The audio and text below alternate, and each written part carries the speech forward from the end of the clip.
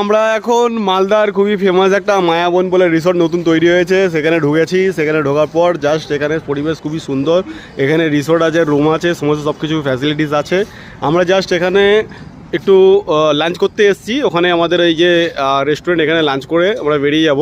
But এখানে এসে মালদা যারা আসতে চান তারা স্টেশন থেকে জাস্ট 15 মিনিটের ডিস্টেন্স, সমস্ত সব কিছুর ব্যবস্থা আছে। কুয়ো আছে, এখানে কয়লা আছে, বাকি রিসর্টের রুমগুলো আছে। আপনারা এখানে উপভোগ করতে খুবই সুন্দর পরিবেশ। আমরা এসছি পদ্মফুলের একটা এখানে সুন্দর একটা আভাস, আর বাকি সমস্ত সব কিছু সুন্দর আছে। আপনারা এখানে এসে আপনাদের মালদাতে যে টাইমটা আছে স্পেন্ড করতে পারেন কিছুক্ষণের জন্য। খুবই সুন্দর একটা পরিবেশ।